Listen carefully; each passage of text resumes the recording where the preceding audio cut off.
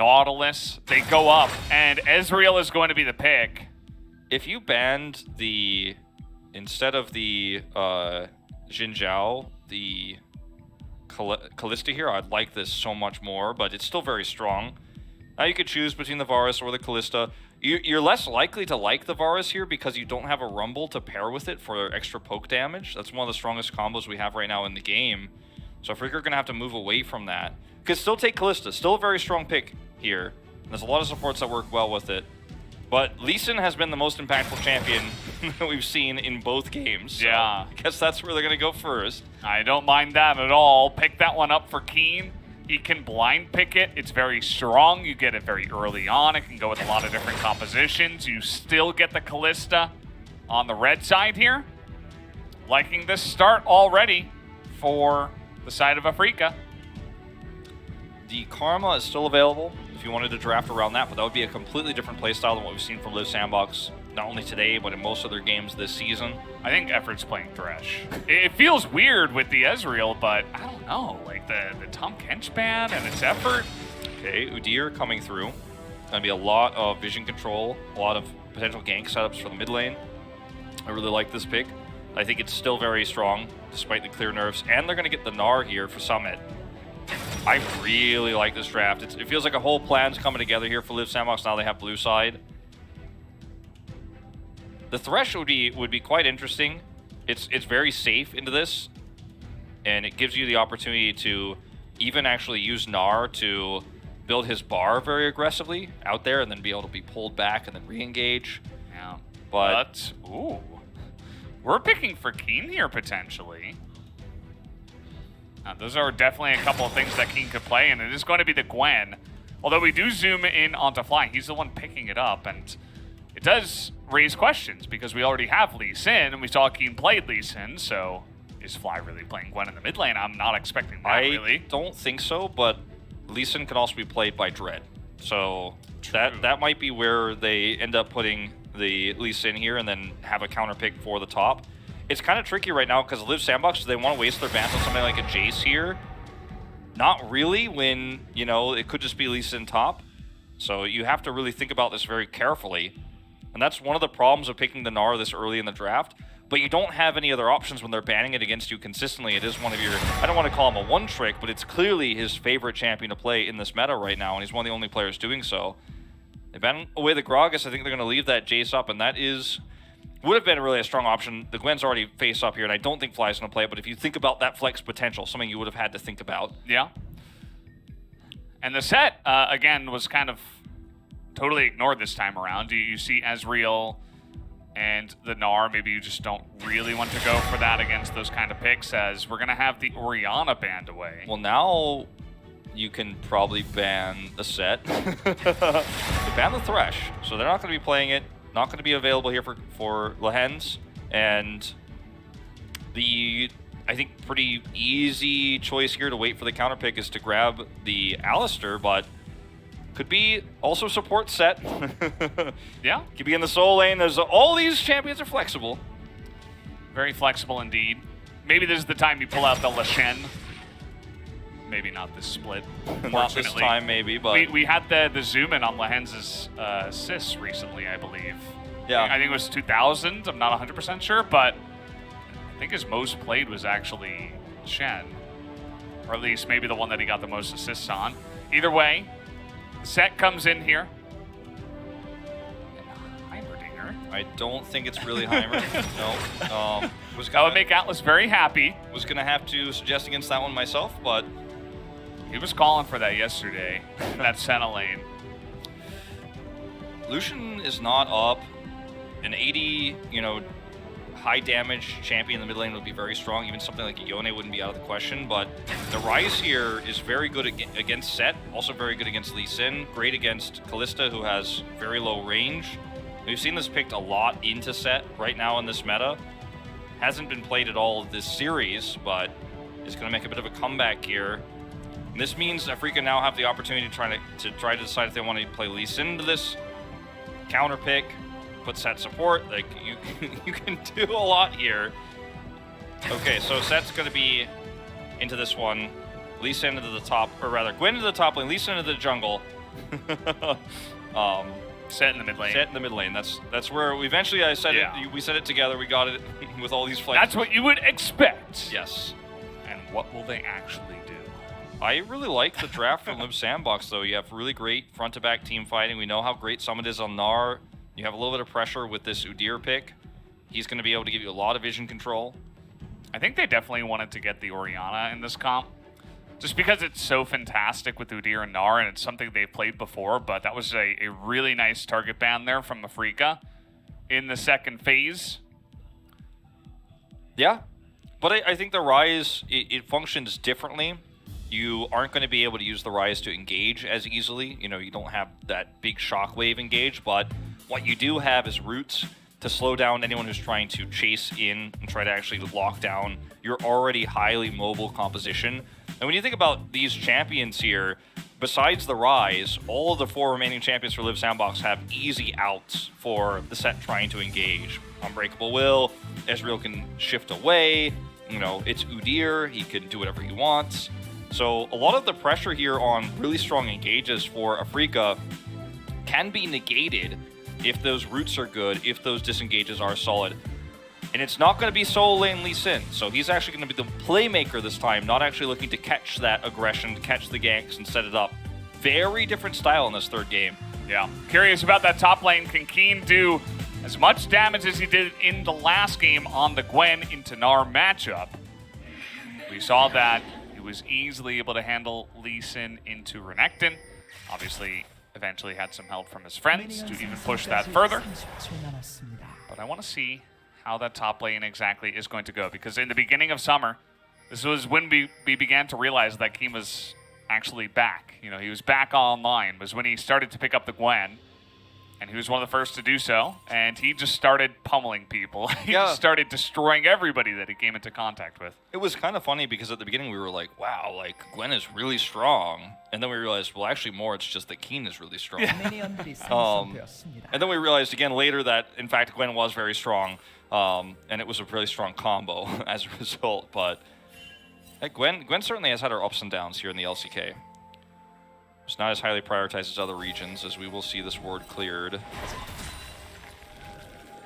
Yeah, they can continue to push on in and take this away. Udyr has to concede this area and probably just go onto his blue buff here, wanting to get that started as soon as possible. Knows there is counter wardage that would have seen him going into the enemy jungle. That's just going to be a nice invade coming in here from Afreeca to get an early lead. Prince is like, 6 stacks from me. You can see he is 8-2 on the champion. Very new rookie player here to the LCK, so doesn't have a lot of numbers, but he was one of the first players to pick up the Ezreal. Yeah, that was a very close call. That happened. Yep. One of the first players to pick up the Ezreal, along with Noah in Season 11, when he was rising back to popularity, so a comfort pick for him. One of the picks you always have to talk about when you talk about Liiv Sandbox and the AD carry, why it's banned so much against them.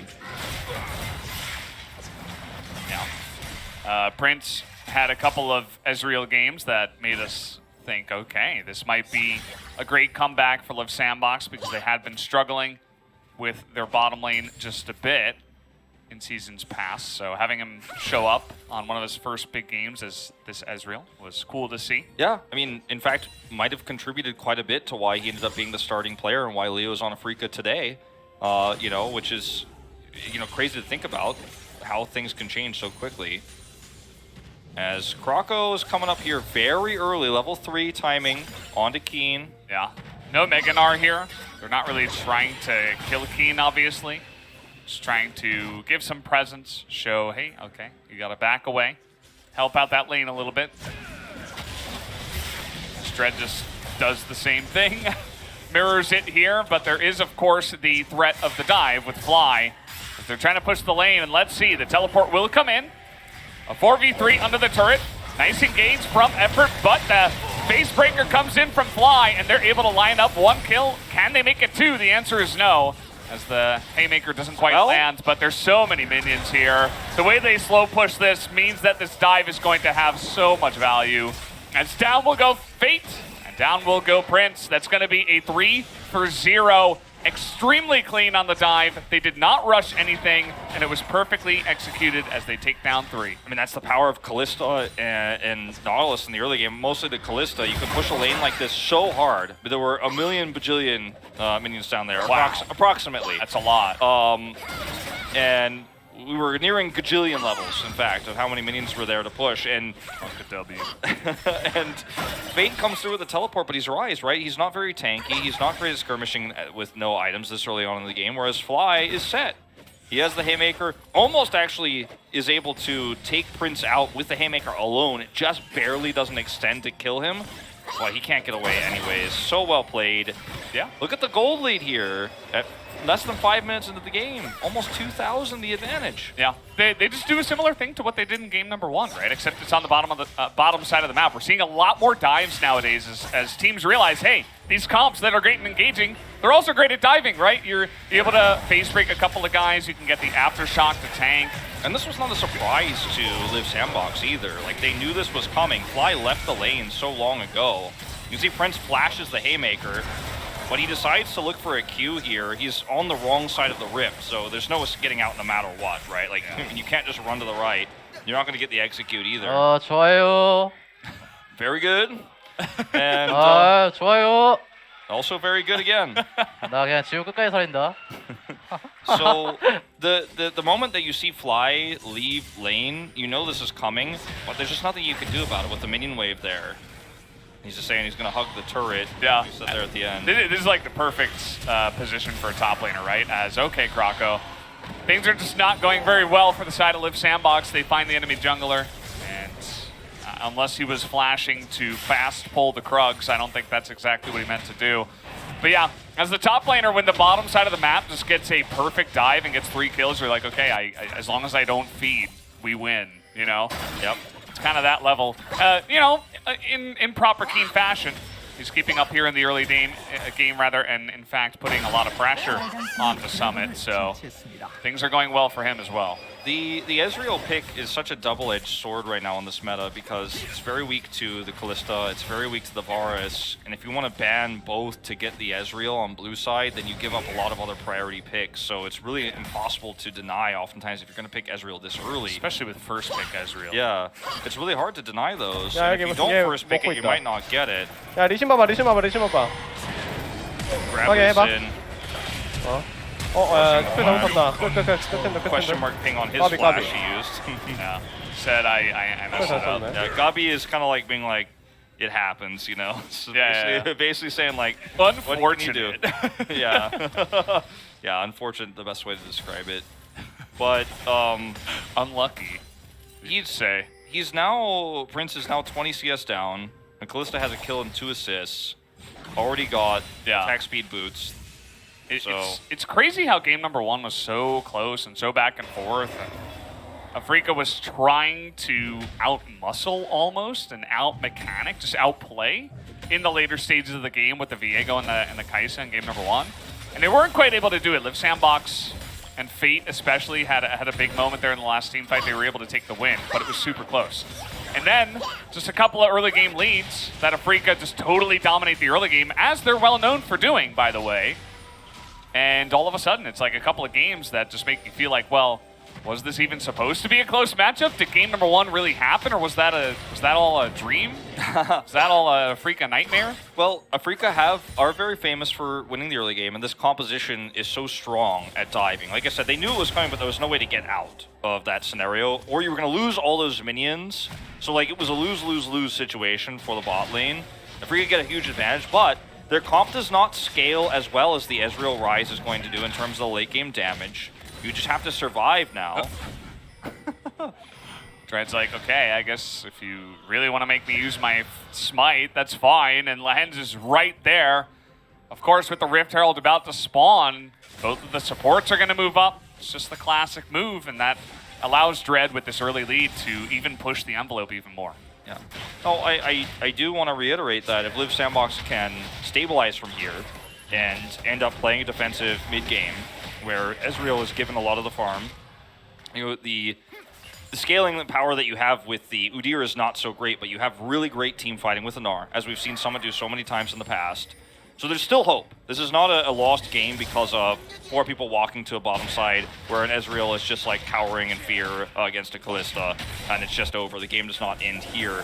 But if Afreeca can turn this advantage, this tempo advantage, into a massive lead, get another team fight win on a Drake, continue to actually feed this Kalista, she gets her first item up pretty soon here, then your chances of coming back just become too difficult because you can't survive long enough to get that Ezreal online. Yeah, and some teams, they get early leads and they're like, okay, we got a lead. This is great. Let's, let's just chill. We can take the objectives and that's fine. But I love how Afreeca, it feels like they're threatening almost every lane. Obviously, mostly the top and mid lane for this moment because of the Rift Herald pressure that was on. But it's like, okay, how many times is Lehens going to threaten to dive on the mid lane? Does Fate even get to farm? He's falling behind to the set in this matchup just because he has to play so safe. And then kind of a similar thing happens on the top side of the map where you're able to take down Gromps. It's Afreeca noticing, okay, we've got a nice lead. Let's push it even further. And that's what the best teams are going to do. They're not just going to sit on their lead and be happy with it. They're going to say, okay, what do you do with leads? You get ahead of these team comps that want to scale, and you try to end the game before they can actually come online. Yeah, so as long as they do more of this, I'm feeling like it's pretty good for Afreeca. They did it well in game 2 at least. Yeah, that's certainly true. Effort needs to be careful if he ends up getting dredge lined here. It could be certain death. Does not have flash, only the Hex Flash available at the moment. And they will push Lehens away. Just don't have the ability to clear that ward right now. Krako's making a play down here. They're actually looking to bait this. This could work out very well if they commit. This is the kind of play that you want to look for as Liiv Sandbox to get some extra gold onto an Ezreal if they make a mistake here. And Udyr is so great at actually rotating around the map at lightning speed and making these plays happen. Let's not forget, though, that he is actually 18 CS behind a Lee Sin right now because of these attempts that he's tried to make, and he's lost out on so much farm waiting. And now Dread's here. You can't make this happen again. This might be a repeat of what we saw earlier. Rift Herald's down. You got to be so cautious now as Liiv Sandbox.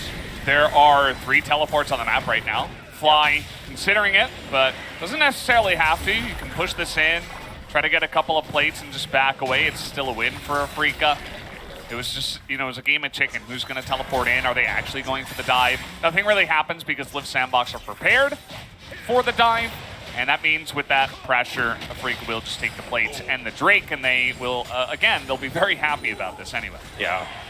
The minion state was not at a great enough place like the last time to actually hope for that teleport to be great and successful for Fly, but he gets to keep it, which is, arguably even stronger than risking something like that on the bottom side of the map. Like you mentioned, he's winning on CS against Arise, against Fate. It's Fly we're talking about here, but he's had a great game so far. And, in some ways, slow and steady wins the race here for Afreeca in terms of risky fights, but it's not always furthering your lead in terms of continuing to get kills and snowballing. Like you mentioned, it's just about putting that pressure on the lanes and making Liiv Sandbox play scared because Afreeca are so aggressive. That means that they can't easily farm, they can't easily catch up. Fate has had to play so cautiously. Like, this is one of those few opportunities where he's like, oh my god, I could just clear the wave and walk away. Oh, thank god.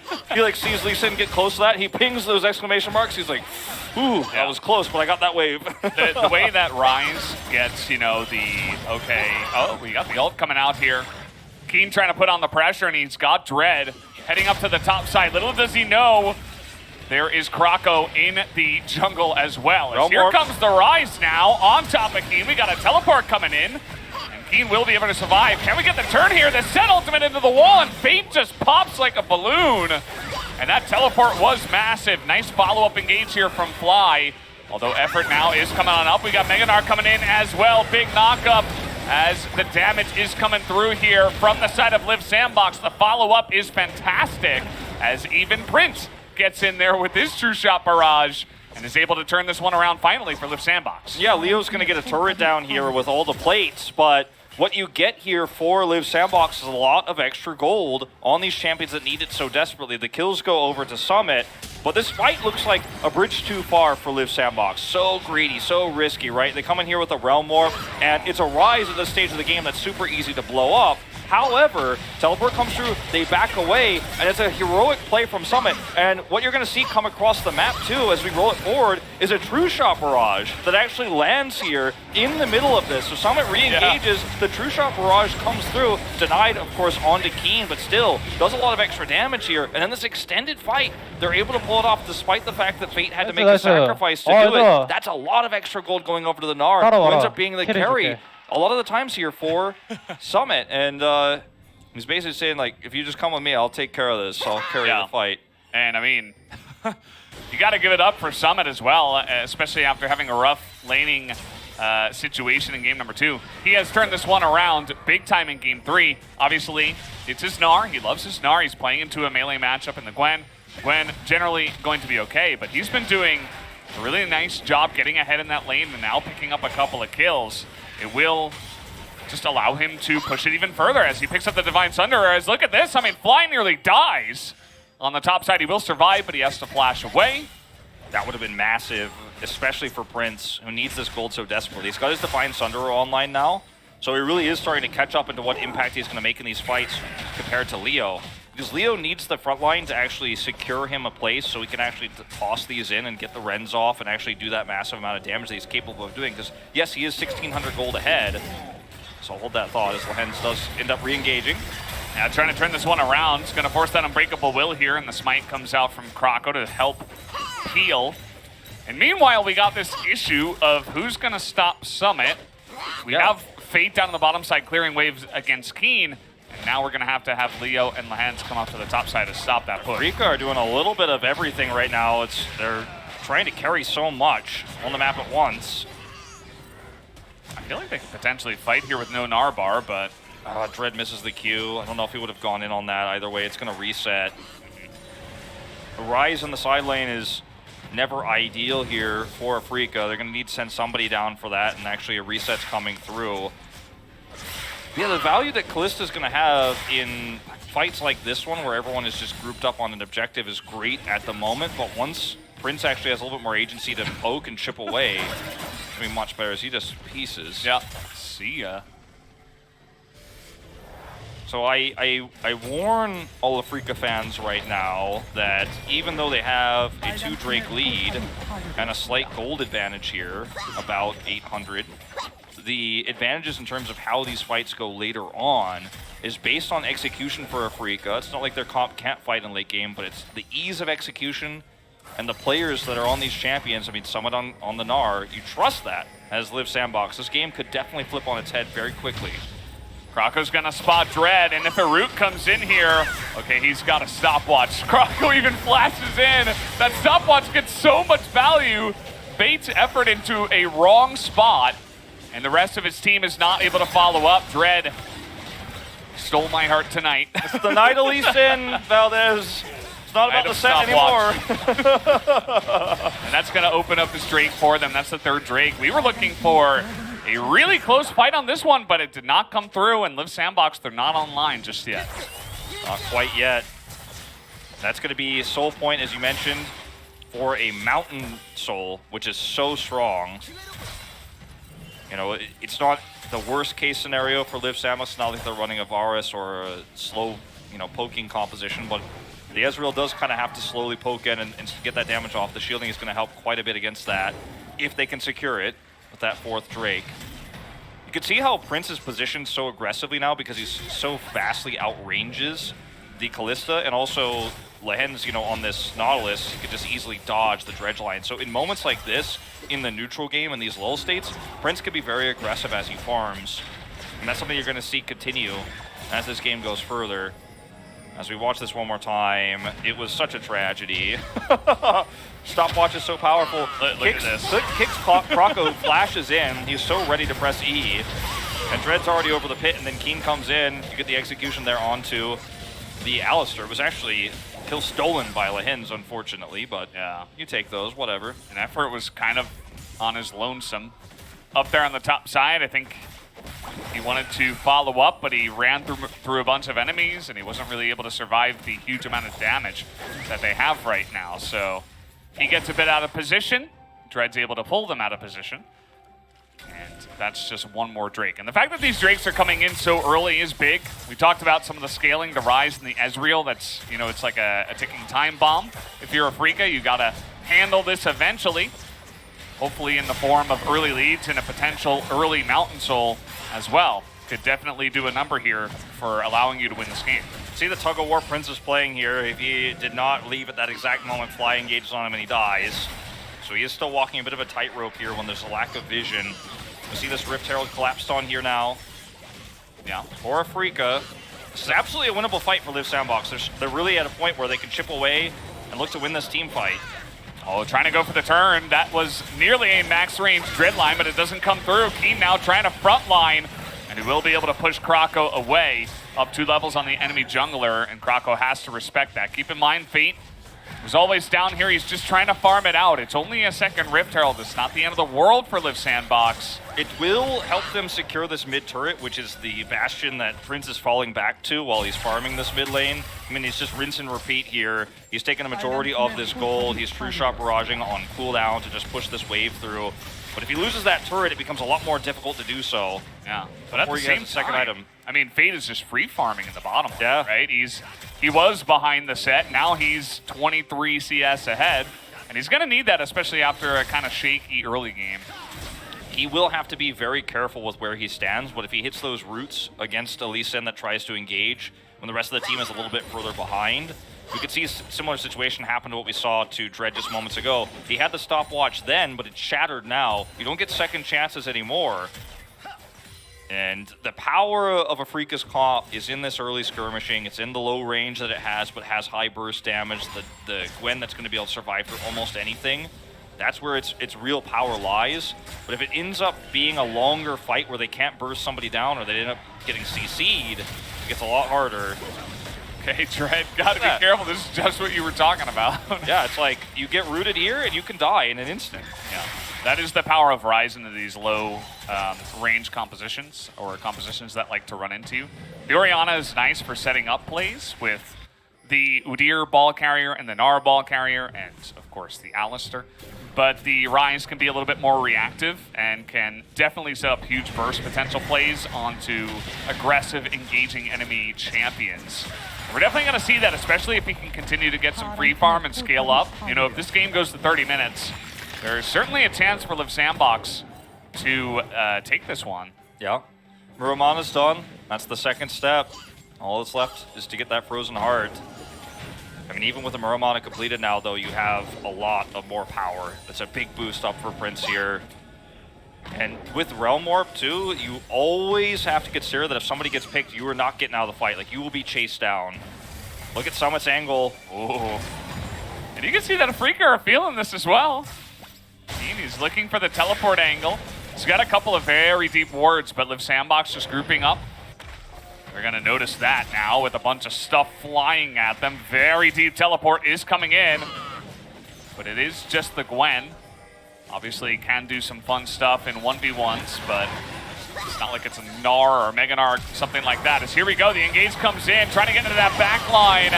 As tons of damage is coming out, Fly gets a big engage as well, a huge haymaker. Prince gets some room. And you can see Summit over the wall is actually cutting them out really well, as this is a close one. Look at Prince as well on the bottom side, trying to kite them out. He's got the Rise on top of him as well. And Afreeca overextend here, as Dread is able to get the one Udyr, but that is it.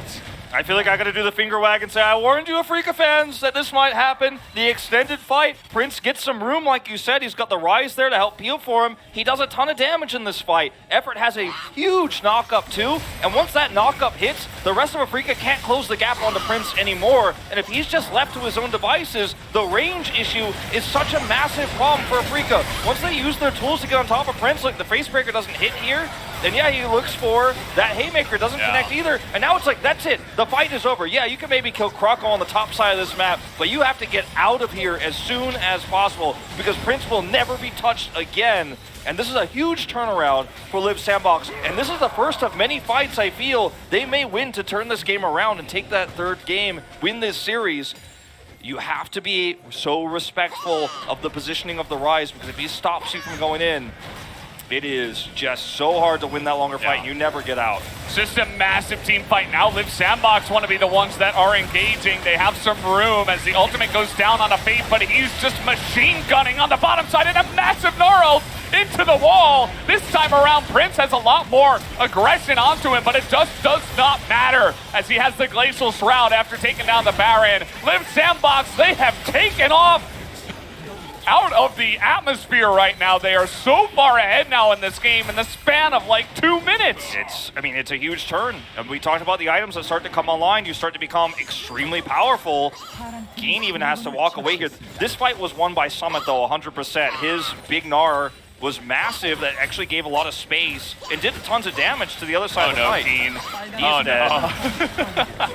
Well, buddy, I know you're frustrated, but you're not gonna save this turret, and you are just gonna give another free kill over, unfortunately. During Baron buff, at 24 minutes into the game, we're not talking about early game anymore. We're not talking about small advantages. We're talking about a team that has now taken a massive gold lead, not just a little one.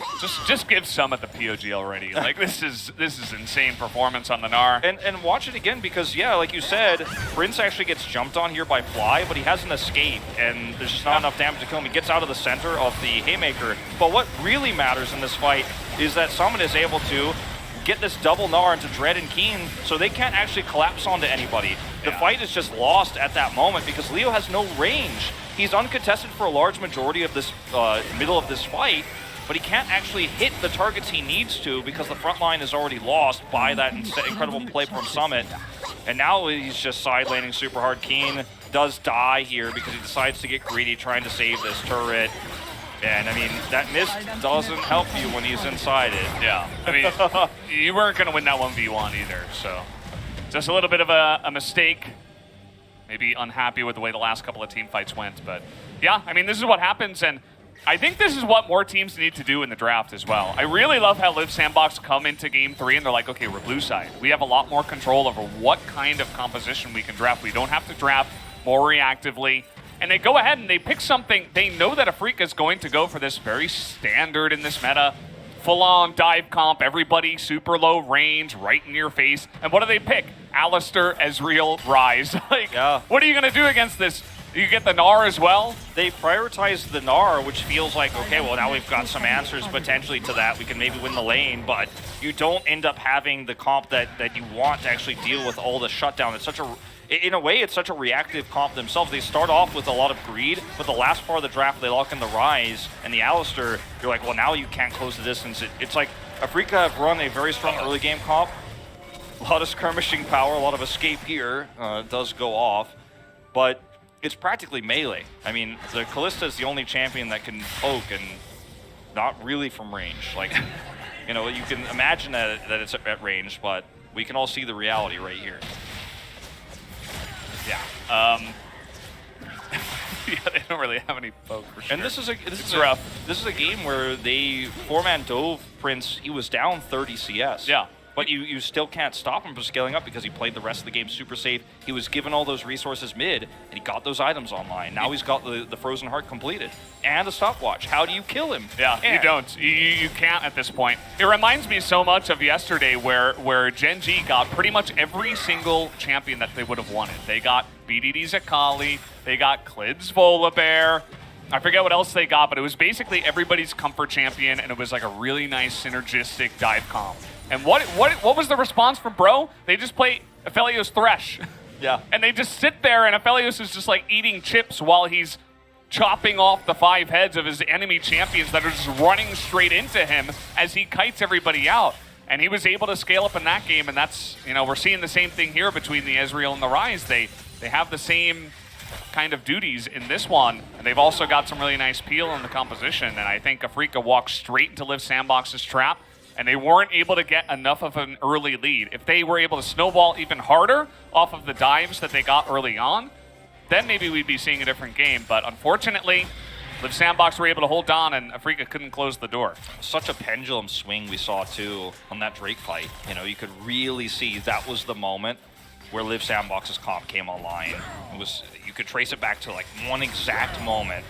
And that's right before the gold graph changes, too, yeah. if you want to go back and look at the game times. But, you know, it's why I mentioned earlier that with Afreeca's lead, they weren't really ahead enough. And there were ways to where Afreeca's comp actually, if Dread is able to execute Prince, if Prince positioning is bad, or someone doesn't quite get the front lining done that he needed to, where they can still win those fights. But it's just so hard to pull off. The range problem is such a big one.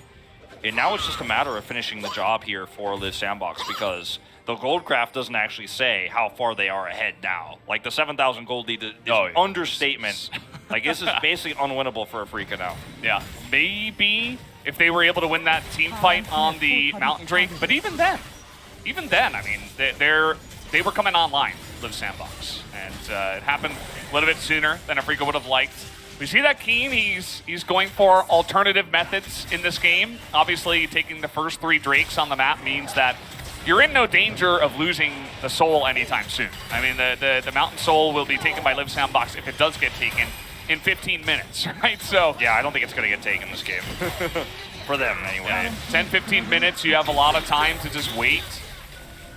And that is a check on the Baron, see if it was going to be a trade, because they didn't have any vision. That's one thing Afreeca have really done a great job of here, is to deny that vision, partly because Keen went over there to help set that up. Used the sweeper, but now he's going to go back and he's on the defense. Yeah. And Liiv Sandbox group up, they take another Drake, and look, the inner turrets are all still up, all 3 of them. So you're not going to be able to threaten an inhibitor with this, Gwen. You don't even have a minion wave to teleport to threaten anything, so you have to fight this.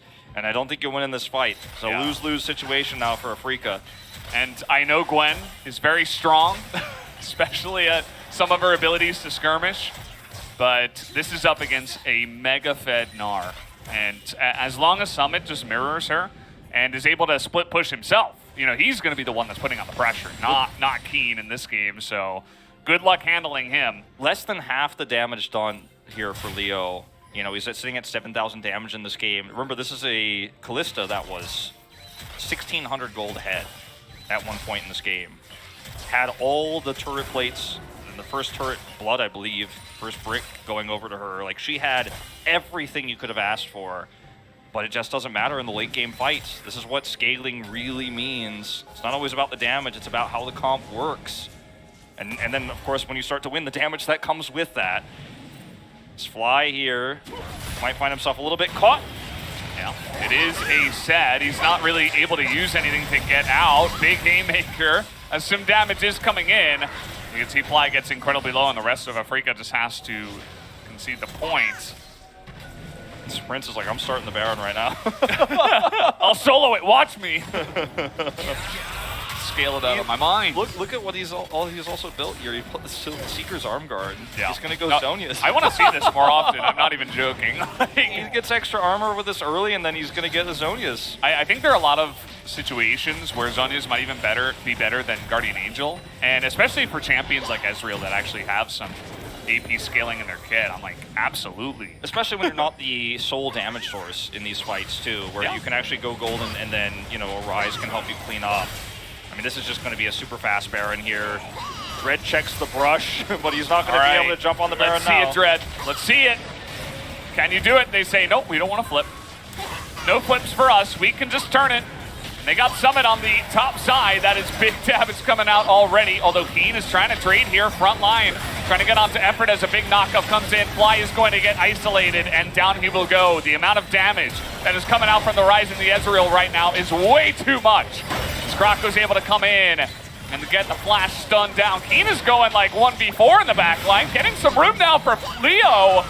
And it might not matter because Summit is so huge, but now with Dread, as Prince is trying to kite it out, at the end of the day, the answer is going to be no. The wallets will clamp down and smack all of the members of Afreeca down into the ground. It was close. That was a nice little try. But at the end of the day, Liiv Sandbox just way too far ahead in this game. After games 1 and 2, I never thought I'd see an Ezreal chase down a Lee Sin, with the Lee Sin is healthier than the Ezreal when the moment it happens, but it does not matter. This is a perfect game for Summit, by the way, 6-0 and 9. Almost 100% kill participation. What a fantastic player for this squad on the Gnar. More teams need to be banning this in first ban phase, because if he gets it, they build a comp around it. They build a comp around that Ezreal scaling, and it is just so hard to come back. With the traded kills, they can't actually walk down to end the game just yet, but I mean, it is inevitable. The game is definitely over now. Yeah, I'm gonna watch this fight one more time. You know, you pointed out Keen does a ton in this team fight. Yeah. Just watch him, because he was really like the only saving grace. The one player that was nearly able to trade it back when he was in the back line, and I think they underestimated his sustain. It's crazy when you can watch a team front to back. Watch this. And kill a set first. But yeah, we'll watch Keen just omnivamp his way to survival. The needle sustain is ridiculous with the passive and everything. It's just, sometimes you get caught off guard. It's a lot of needles, you know? Dread just didn't have his Q to jump in until the last second, but by that point, Prince had already hit his skill shots. He had vision, he had those wards there, he just didn't have his cooldown. And yep, they respawn, and they're looking to finish the job. Yeah, as you mentioned, the job wasn't finished because they only had 2 members against 1, and respawns were coming in 5 seconds away. So even without the Baron, they can just go ahead and push on into this one. 5 members of Afreeca are up, though. You can, you know, with Rise Ezreal, as long as you don't get engaged upon, you can throw out boomerangs as well. You can always threaten this. Safe play is to just back away, take the Drake, and threaten on Baron once again. Trying to just roll it back off of the successful fight you had the last time around. It's the plan, that's the game move here. And I mean, Seeker's Arm Guard armor, he has GA. He's gonna have 3 Mountain Drakes now. So good luck again killing Prince here. You know what's better than making the decision is buying both, actually. GA and Zhonya's. Will it happen? Okay, so Afreeca's trying to flip it over the Baron. Maybe this is how they get back here. Krako is so tanky right now. As Summit gets him to the back line, a massive wallop in there as he is still alive for so long, and he's got the GA as well. We're not going to see the sustain this time out of Keen, I don't believe. The knockup comes in. That is going to be the clean ace. And Liiv Sandbox with a huge performance here in Game 3. They will be able to take down Afreeca in a huge win tonight. Love to see the tombstone flash there. That is rest in peace. Afreeca's composition fell apart at the end of the mid-game. The era of the Ezreal rise came to pass here. Liiv Sandbox with a great start to the draft. The answers meta-wise came out from Liiv Sandbox. They had the Kalista, they had the early game control, they wanted to skirmish, and not only did they do so, they took advantage. We talked about how aggressive they were